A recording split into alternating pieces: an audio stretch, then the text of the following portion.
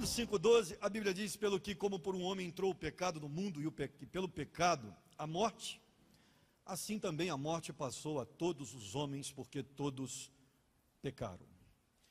Principalmente nessa mensagem, nós estamos falando dos aspectos do pecado, chegou a hora de falarmos uma coisa importante, que é a sua universalidade. O pecado atingiu a todos, e se ele atinge a todos, nós temos que pregar mesmo. Tem como fugir disso, porque quem está sem Cristo está perdido e não tem conversa. Pelo menos dentro daquilo que foi revelado para nós, daquilo que a gente sabe. A gente fica conjecturando aquilo que é o ser de Deus, seu pensamento, se ele levaria em consideração, se essa pessoa não recebeu o Evangelho, se ela recebesse, qual seria a sua decisão? Será que Deus leva isso em consideração? Pode ser, mas não sabemos. A priori, o que foi revelado para nós? De uma maneira básica. Sem Cristo está perdido. E se sem Cristo está perdido, precisamos pregar. O pecado é extremamente destrutivo e ele atingiu a todos nós. A universalidade do pecado também nos traz uma outra crença inevitável. Biblicamente falando, o ser humano foi totalmente depravado pelo pecado. Nós conhecemos isso na teologia como depravação total. Ele foi totalmente depravado. Isso significa que você está infectado pelo pecado em todas as áreas da sua vida. Em algumas áreas mais, outras áreas menos, mas está. O pecado, ele influencia todas as suas intenções, as suas atitudes, a sua fala, o seu jeito de agir, os seus olhos. O pecado infectou todo o seu sistema. Num linguajar mais atual, você é uma máquina hoje que está cheia de vírus. E por isso o seu funcionamento está comprometido. E quem é que pode limpar esse negócio? Só Jesus de Nazaré. É o único técnico que pode fazer uma limpeza na sua máquina. Só que tem um detalhe: ele vai começar a fazer a limpeza agora e vai terminar no dia da sua morte a parte deste planeta. E sabe o que ele vai fazer com essa máquina sua, que é você? Ele vai meter a marreta, vai destruí-la, e de repente ele vai dar uma ordem, e as pecinhas, todos os elementos dessa máquina, elas vão se reunir, só que desta vez extremamente novas, refeitas, zeradas. Elas vão se juntar novamente e a máquina vai voltar a funcionar, porque ela vai receber uma nova energia. É a ressurreição. E depois daí, este técnico de computador, esse especialista em TI, sei lá como é que chama esse trem, que eu não entendo nada disso, ele nunca mais vai permitir que um vírus entre nessa máquina. Nunca mais você estará comprometido novamente. Entendeu? É você. Essa máquina aí. Cristo começa a fazer uma limpeza agora. Mas você está tão comprometido, que você tem que ser refeito. Tem que fazer tudo de novo. Porque a sua natureza é pecaminosa. Você se converte, passa a andar com Cristo, mas ainda tem vírus. A tendência está aí. Melhora, mas não resolve 100%. E esse vírus que está em você chama-se pecado.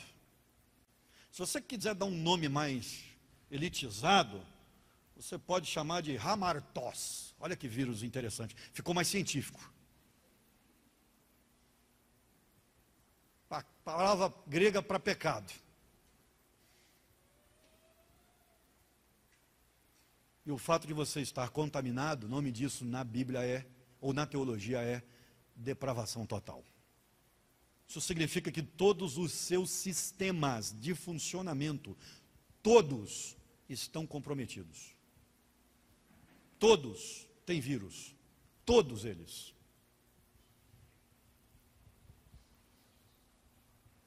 Queridos, a gente precisa entender que a morte não entrou no mundo à toa.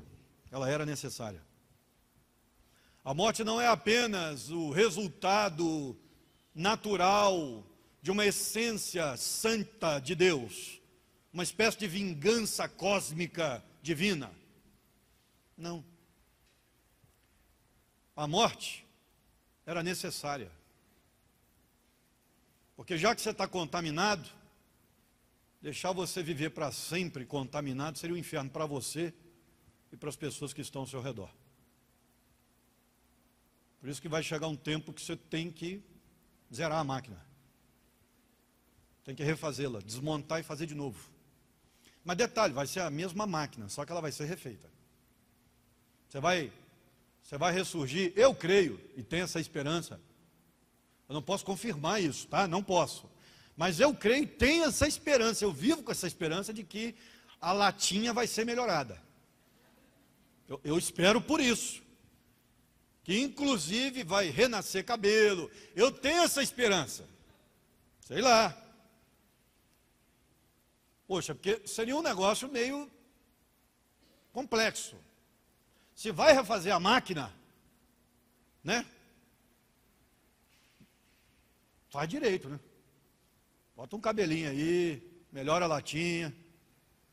Às vezes quando alguém me pergunta assim, pastor, mas eu vou ressurgir com o mesmo rosto? Eu digo, tomara que não. Eu espero que não, porque eu também tenho essa esperança. Dependendo da pessoa que pergunta, claro, né? Tomara que não.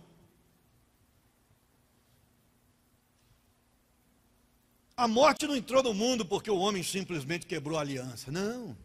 Ela era necessária, ela é utilidade pública.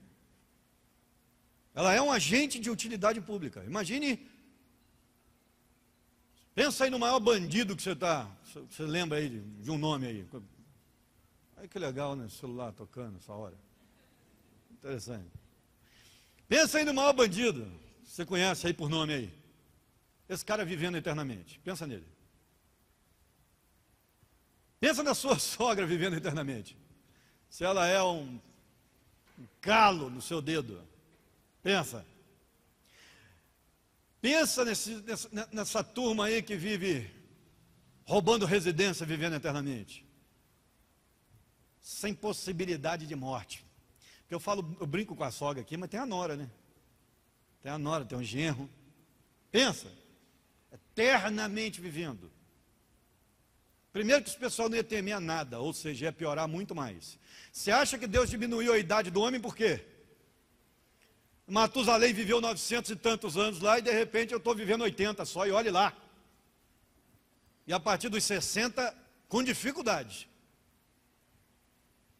Eu comecei a perceber que eu estou caindo com mais facilidade, eu estou batendo a cabeça com mais facilidade. Eu falei, gente, eu não era assim. Porque eu me abaixava lá dentro da minha oficina de ferramentas, lá, eu me abaixava, eu sabia que tinha um negócio acima de mim, eu já levantava assim, ó, e tirava a cabeça do lugar. Agora não, eu esqueço que tem alguma coisa em cima de mim. E quando eu levanto, eu bato a cabeça. A Beatriz esse dia virou para mim e falou assim, você não acha não que está na hora de você fechar essa oficina? Parar de mexer com isso, você não acha não? E toda vez que você entra aí, você sai machucado, cara. Qualquer hora que vai entrar, não vai sair. Eu falei, tem sentido. Eu já não tenho mais o mesmo reflexo. Esses dias quase que eu cortei meu dedo na serra. Porque eu estou lá pensando na igreja e cortando madeira. E tem uma lei quando você entra numa marcenaria. Você não pode pensar em nada além dela. Por isso que eu faço, porque é terapia. Você não pode entrar ali pensando em problema. Porque eu já estava cortando a madeira junto com o meu dedo. Eu tinha esquecido de tirar o dedo já. Que a cabeça estava em outra coisa. Ontem eu fui dar palestra em Itajubá, a igreja lá quer implantar os Eagles, fui lá dar palestra. Quando eu voltei, eu quase caí na caixa de som. Rapaz, ia ser uma vergonha. Tinha uma caixa de som atrás de mim, eu esqueci que a caixa de som estava atrás de mim. E sem falar que a cadeira na hora do almoço quebrou. Já não basta o camelo não me aguentar, agora a cadeira também não está aguentando. Está complicado. Mas eu caí bonitinho, pergunta o Matias.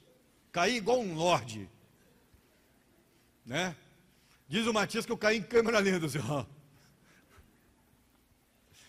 E o melhor de tudo foi a Isabela e a Júlia tentando não rir. Foi um negócio muito legal.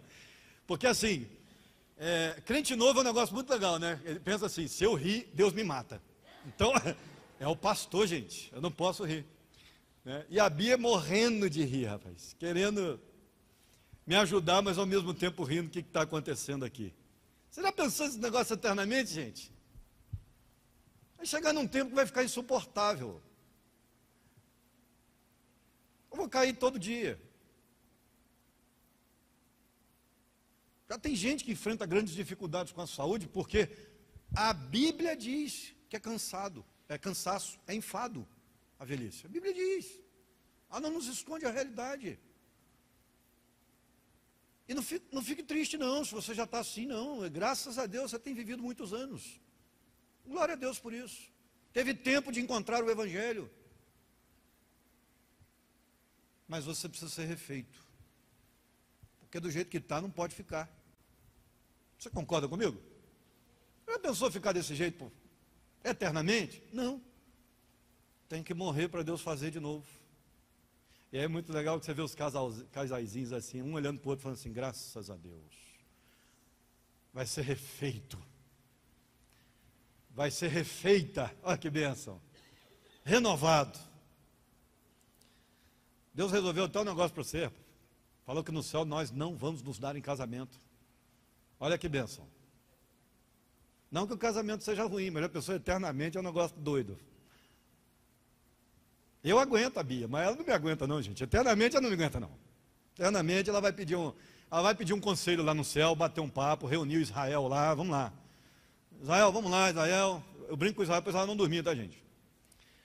Vamos lá, reunir o pessoal da liderança da PIB Taubaté, mas os anjos aí, os apóstolos, porque eu não quero permanecer casado com esse homem eternamente. O que ia ter de BO no céu, então Deus falou, não, aqui não. Deixa o BO só lá embaixo. Quando a Bíblia fala de depravação total, é total. E automaticamente, à luz da Bíblia, todas as esferas da nossa vida foram prejudicadas pelo pecado. Foram estragadas.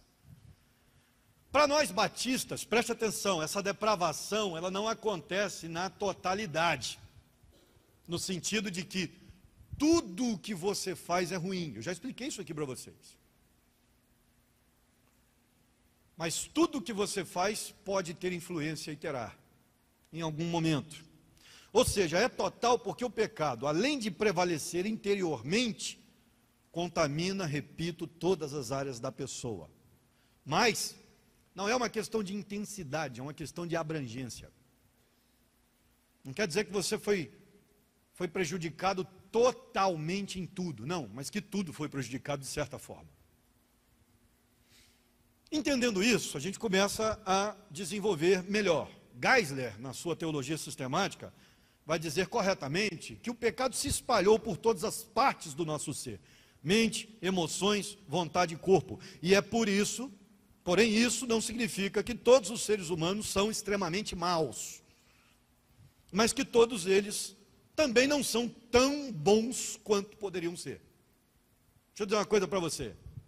Você não é tão bom quanto poderia ser. Você está longe disso. Eu fico vendo alguns perfis, algumas pessoas que chegam ao meu gabinete com uma conversa muito interessante, tipo assim: pastor, sou um excelente marido. A minha esposa não tem o que reclamar de mim. Ela vive reclamando, mas não tem motivo para isso. Sou uma pessoa trabalhadora. Eu sou uma pessoa compreensiva. Pastor, eu não reclamo de nada. Pastor, eu dou carinho. Aí tem hora que dá vontade de olhar dentro do olho e falar assim: Jesus? É o Senhor que está aqui? Acontece mais com os homens, tá, gente? Os homens têm uma dificuldade para achar os seus erros no meio do processo, que é uma coisa impressionante. Impressionante. Porque como eles evitam ter muitos acessos de ira, ter muitas palavras jogadas ao léu, ao ar, as mulheres não, as mulheres botam para fora, a maioria das vezes. Elas falam. Aí depois elas se sentem mal porque elas falaram. Então elas se conhecem. Os homens não. Os homens eles pensam assim, eu sou um santo, porque eu não falei nada. Mas os homens descarregam a raiva deles em várias outras coisas, em várias outras situações. Alguns simplesmente ignoram. A mulher está falando e está vendo o jogo. Mas ele está assim, aham. Aí ela fala assim, o que você acha? Ele não sabe nada do que ela está falando. Ela fala assim, ele fala assim, você que sabe. Porque ele não sabe o que é. Mas ele finge que está ouvindo. Ele desliga o sistema de captação dele, do ouvido direito, e liga o do lado esquerdo, para ver o jogo. E aí, cara, eu sou homem, cara, a gente tem umas estratégias. Aí a mulher fala assim, mas eu preciso da sua opinião sobre esse negócio. Você é meu marido. Aí o homem não sabe nada, mas ele também não vai dizer que ele não estava prestando atenção, porque aí é outro BO. Então o que ele diz assim? Ele diz assim, ó, eu vou orar sobre isso. Gente, isso é natureza pecaminosa. Tem uns 8 pecados envolvidos nesse papo. Mas o cara não percebe, porque ele pensa assim, eu estou certo. Trabalhei o dia inteiro na fábrica, rapaz. Meu chefe hoje me encheu a paciência. E chega em casa, essa mulher quer discutir esse negócio. Eu tenho direito a descansar. Tem sim, querido, tem, verdade. Antes de casar. Quando você era solteiro, você tinha. Você não quis se casar? Você não olhou com atenção para todos os lados biológicos desse sistema do casamento? Você está achando que é só o lado biológico? Tem um lado psicológico do casamento, que é esse que dá trabalho. Entender a esposa, ouvir a esposa, conversar com a esposa, olhar nos olhos da esposa, entender o que a faz sofrer e parar de fazer,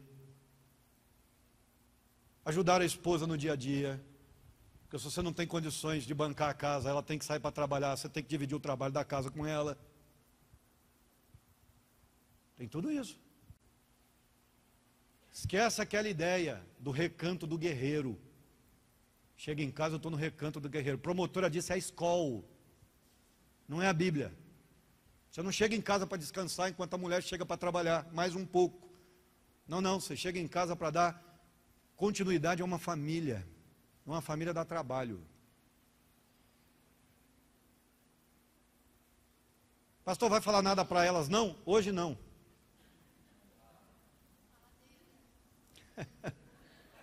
Elas já estão muito sobrecarregadas nessa sociedade aí. Em síntese, depravação total quer dizer que todos os seres humanos em todo o seu ser foram contaminados pelo pecado. Paulo falou sobre isso, abre a sua Bíblia. Romanos 7, quero mostrar um negócio para vocês. Nós vamos estudar esse texto aí por uns 4 anos, mas a priori a gente vai dar uma olhadinha nele já. Uma antevisão, vamos olhar um pouquinho. Romanos 7, olha o que Paulo fala sobre essa depravação total que há em nós. Gente, aquele relógio lá está certo, são 11h35 mesmo? Eu estou na introdução. Olha lá, versículos 14 em diante, Romanos 7. Pessoal de Libras, dá uma olhadinha assim, tipo assim, vamos matar esse pastor hoje, gente, vamos?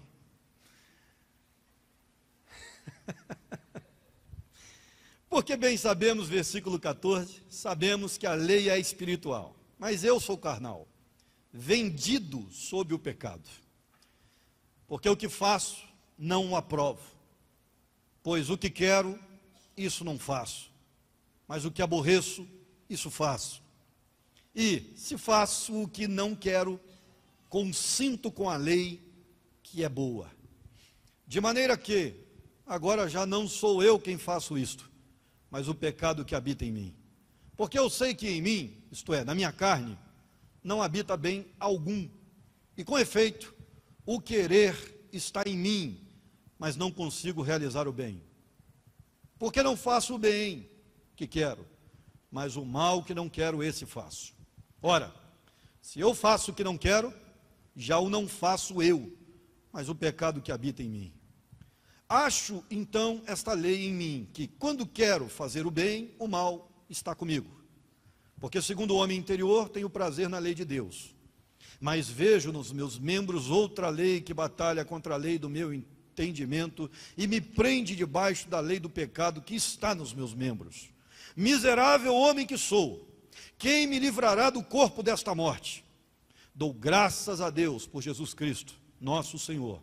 Assim que eu mesmo, com o entendimento, sirvo a lei de Deus, mas com a carne, a lei do pecado. Está aí Paulo descrevendo essa batalha interna que temos do homem interior, a nossa nova espiritualidade, em relação ao homem velho com as suas manias e tendências. Essa é a realidade do crente, essa é a luta constante. Só precisamos nos lembrar que Romanos 7 está num contexto de salvação. Paulo está falando de salvação.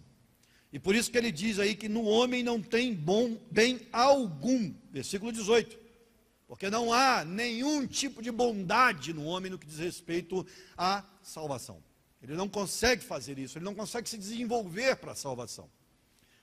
Quando nós vamos defender algumas doutrinas, como eu tenho visto por aí, que o homem é completamente depravado em todos os seus sentidos, e em toda a intensidade, toda a abrangência, e que ele não tem nada de bom, esse pessoal não leva em consideração alguns textos muito claros que vão dizer que o homem também pode ter alguma coisa boa. Claro, ele foi criado por Deus.